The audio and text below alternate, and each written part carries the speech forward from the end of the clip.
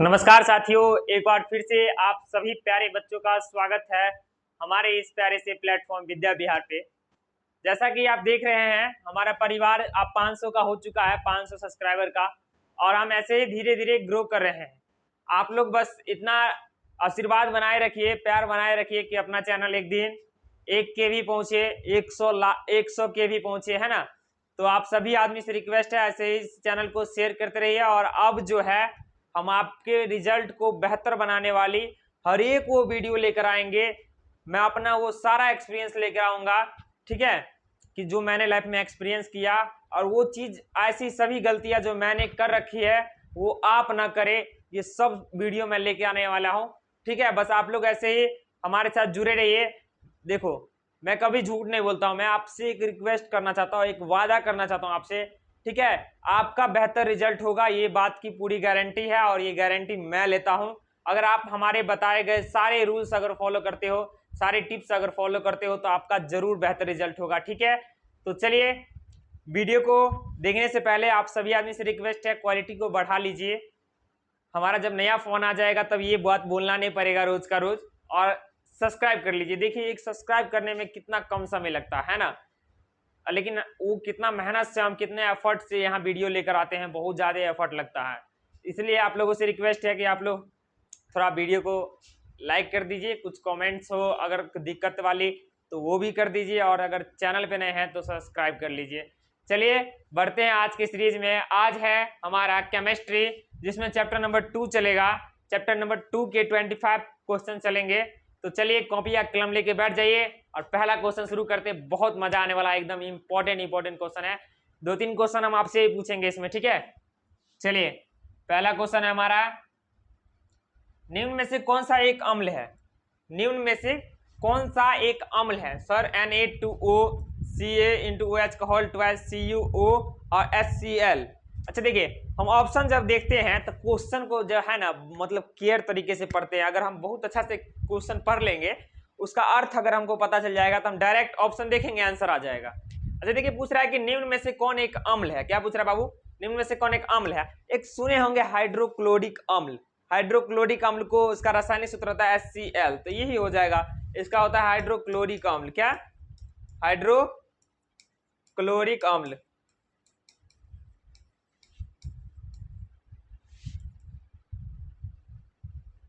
Hydrochloric अम्ल है ना।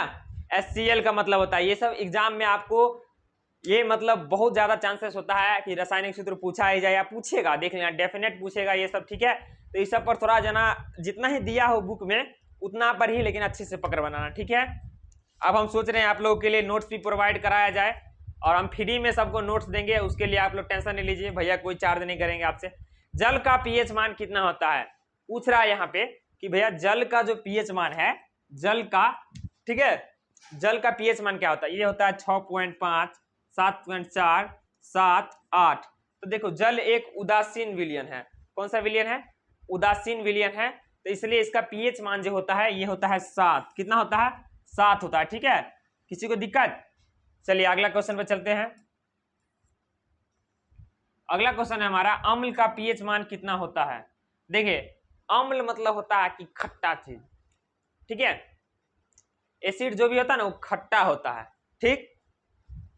तो अम्ल का जो पीएच मान है वो होगा, यानी कि जैसे कि अगर यहाँ पैरामीटर बनाते हैं, ठीक है, अकॉर्डिंग टू वो, यहाँ मान लो कि 14 है, यहाँ मान लो कि 1 है, बीच में यहाँ 7 है, ठीक है। तो ये हो जाता है जल का, ठीक है, ये हो जाता है जल का, और यहाँ से यहाँ के बीच में हो जाता है ये पूरा अम्ल, ठीक। और यहाँ से यहाँ के बीच में पूरा क्या होता है, आप बता दीजिए। ये होता है क्षार। इसके ऊपर आइएगा तो ये हो जाता है भस्म, ठीक है। तो ये कितना हो जाएगा बाबू? 7 से कम जितना भी होगा तो ये क्या हो जाएगा? ये अम्ल हो जाएगा, ठीक है। चलिए आगे चलिए। देखिए आगे है, हाइड्रोक्लोरिक अम्ल का रासायनिक सूत्र क्या होगा? मजा तब आएगा ना जब अपना मैथमेटिक्स शुरू होगा, ठीक है। और मैथमेटिक्स बहुत जल्दी शुरू होगा, ठीक है। और ऐसे देखो, मैं बोल रहा था कि अगर 500 हो जाएंगे तो मैं लाइव आऊंगा, मैं जरूर लाइव आऊंगा, लेकिन डेली बेसिस पे जो लाइव आना है ना, मुश्किल है। तो हम आपके लिए एक टेस्ट रिकॉग्नाइज करने वाले हैं, ऑर्गेनाइज करने वाले हैं आपके लिए टेस्ट, जिसमें वीकली टेस्ट होगा, ठीक है।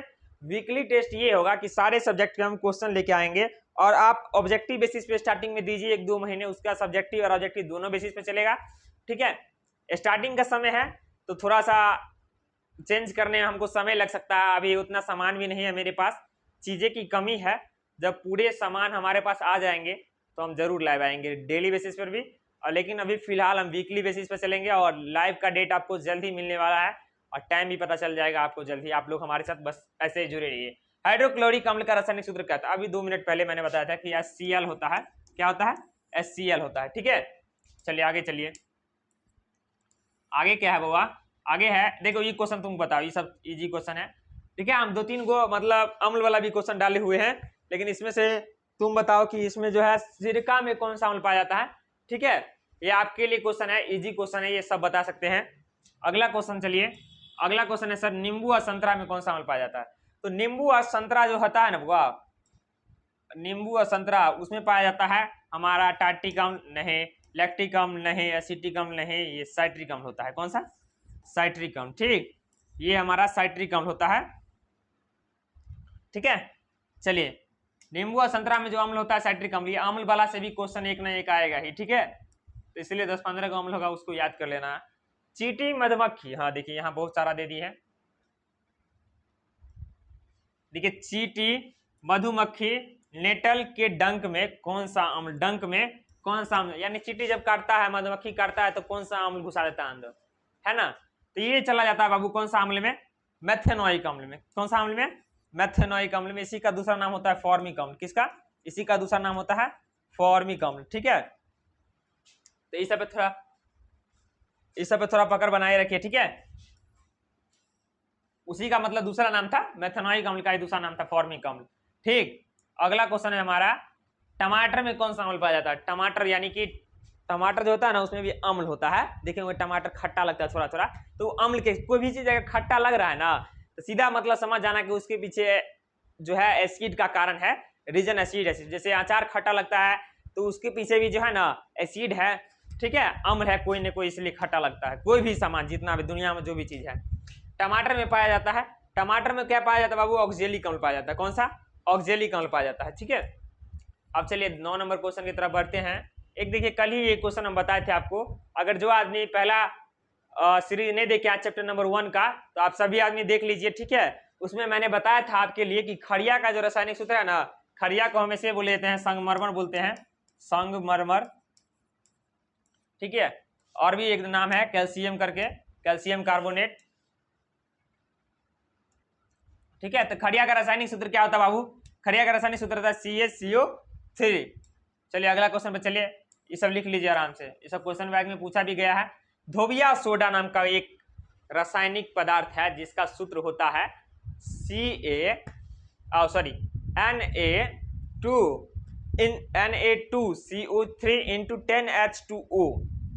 धोबिया सोडा का क्या सूत्र होता है बाबू? Na2CO3 into 10H2O। ठीक है, ये सब बहुत इंपॉर्टेंट है, जितना बोला जाएगा अगर केमिस्ट्री में तो यही सब इंपॉर्टेंट होता है। ठीक है, तो इसलिए इस सबको जो है अच्छे तरीके से याद कीजिए आप लोग। एक होता है विरंजक चूर्ण। विरंजक चूर्ण का रासायनिक सूत्र क्या होता है? विरंजक चूर्ण का रासायनिक सूत्र होता है CCCAOCl2। CaOCl2। ठीक है, चलिए अगला क्वेश्चन पे चलिए, देख लीजिए, ये वाला था। अगला क्वेश्चन है हमारा, अम्ल और क्षार आपस में अभिक्रिया कर बनाते हैं। अम्ल और क्षार आपस में अभिक्रिया कर क्या बनाते हैं? जब अम्ल और क्षार अभिक्रिया करता है ना, ठीक है, तो ये बनता है क्या? लवण बनता है। क्या? लवण बनता है। चलिए अगला चलिए, प्लास्टर ऑफ पेरिस का रासायनिक सूत्र क्या है sir? Sir plaster of Paris, जब हम जिप्सम को अगर हम गर्म करते हैं, जिप्सम जो पदार्थ है उसको गर्म करते हैं तो हमको प्लास्टर ऑफ पेरिस पदार्थ प्राप्त होता है ना। तो जिप्सम का सूत्र होता है CaSO4 into 2H2O। गर्म करेंगे तो आधा उड़ गया, तो बच गया कितना? आधा। तो CaSO4 into half H2O नाम का जो एलिमेंट है, ठीक है, ये होता है प्लास्टर ऑफ पेरिस का सूत्र। ठीक, देख लेना, अगर पूछा जाए कि प्लास्टर ऑफ पेरिस, अगर दोनों में ही पूछा जाए प्लास्टर ऑफ पेरिस हमें कैसे प्राप्त होता है, तो बताना है आपको, जब जिप्सम को गर्म किया जाता है तब हमें प्लास्टर ऑफ पेरिस की प्राप्ति होती है। और देखिए केमिस्ट्री की भाषा में कहे, अगर किसी भी मतलब क्वेश्चन का अगर आप आंसर लिखते हैं तो कृपया करके एक ना एक जो इस प्रकार का मतलब रासायनिक संकेत वाला एक ना एक दिखा दीजिए, वहां लिख दीजिए, तो आंसर आपका 100% मतलब गुड दिखेगा और वो बेहतर आंसर कहा जा सकता है एक प्रकार से। ठीक है, जैसे अगर पूछे आपसे कि रेडॉक्स अभिक्रिया क्या है, तो रेडॉक्स अभिक्रिया दे देंगे और अभिक्रिया का एक एक उदाहरण दे देंगे। अब मेरा कहने का मतलब ये है, देखिए किस रासायनिक यौगिक को गर्म करने पर प्लास्टर ऑफ पेरिस प्राप्त होता है। मैंने अभी बताया किस रासायनिक यौगिक को गर्म करने पर प्लास्टर ऑफ पेरिस प्राप्त होता है। किसको बाबू? ये होता है जिप्सम को गर्म करने पर। किसको? जिप्सम को जब हम गर्म करते हैं तो हमें प्लास्टर ऑफ पेरिस की प्राप्ति होती है। आगे देख लो, अगला क्वेश्चन है हमारा, कोई विलयन लाल लिटमस को क्या है बाबू? लाल लिटमस को नीला कर देता है तो उसका पीएच मान क्या होगा? लाल लिटमस को नीला कर देगा तो ये 7 से अधिक जाएगा। ठीक है, और नीले लिटमस को अगर लाल कर दे तो ये 7 से कम जाएगा। ठीक, 7 से कम जाएगा अगर नीला लिटमस को अगर लाल कर देता है तो, और लाल लिटमस को नीला कर दे तो 7 से अधिक, है ना। तो चलिए अगला क्वेश्चन पे चलिए। अगला क्वेश्चन हमारा, हमारा शरीर कितने परास के बीच कार्य करता है? तो हमारा शरीर पीएच के कितने परास के बीच कार्य करता है बाबू? आपको पता ही होगा, ये क्वेश्चन में पूछा गया क्वेश्चन है। तो ये होता है 7.0 से 7.8।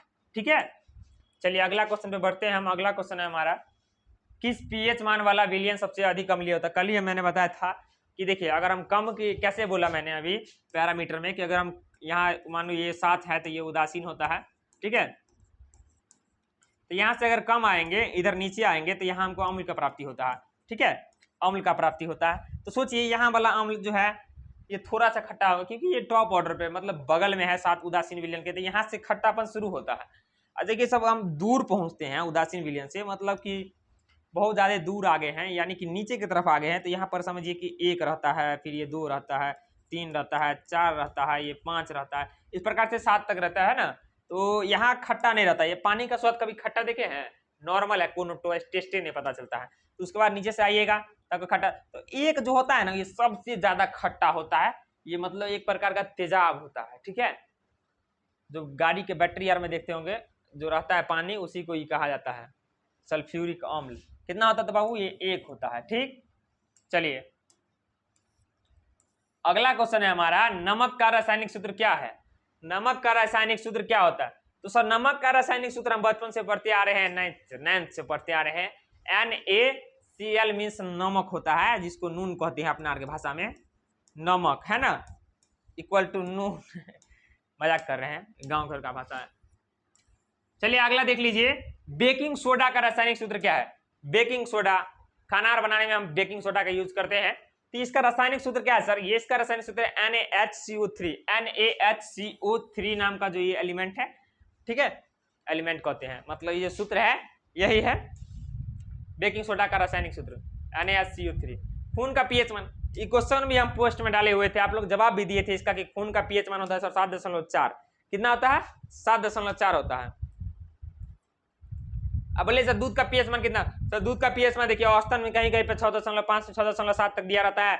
एग्जैक्ट अगर बात करें अगर हम तो 6.4 तक मान लेते हैं। ठीक है, ऑप्शन के अकॉर्डिंग 6.4 ही होगा। ठीक, बात हम किताब का नहीं कर रहे हैं, उसमें बहुत सारा दिक्कत है, कहीं पर 6.5 से 6.9 तक है, कहीं पर 6.4 से 6.7 तक है। ऑप्शन देख चेक कर लेंगे, अगर 6.6 के बाद कोनो दशमलव या ऑप्शन में कुछ नहीं है तो वही मार देते हैं। ठीक है, चलिए कनिशाना जो है ऑप्शनों पर भेजा लगाया करो, बार बार क्वेश्चन गलत नहीं होता है, कभी कभी ऑप्शनों के अकॉर्डिंग काम करना पड़ता है ना। सोडियम का परमाणु संख्या कितना होता है? सोडियम का जो परमाणु संख्या है सर वो होता है कितना कितना रे? 11 होता है। संकेत पूछा जाए तो Na होता है। ठीक है, Na 11। ठीक है, अगला क्वेश्चन चलिए, अगला क्वेश्चन क्या होगा हमारा? अगला क्वेश्चन होगा इलेक्ट्रॉन का खोज किसने किया था? इलेक्ट्रॉन पढ़े होंगे आप, इलेक्ट्रॉन, प्रोटॉन, न्यूट्रॉन। ठीक है, तो इलेक्ट्रॉन का खोज किसने किया था? सर इलेक्ट्रॉन का जो खोज है ना वो जे थॉमसन साहब ने किया था। ठीक है, इलेक्ट्रॉन का खोज इसी ने किया था। आप बताइए कोशिका का खोज किसने किया था? आपके लिए क्वेश्चन है, कोशिका का खोज किसने किया था? कमेंट में सभी आदमी बताइएगा जरूर। जिंक का परमाणु संख्या कितना है? सर जिंक का परमाणु संख्या है 30, Zn30 है ना।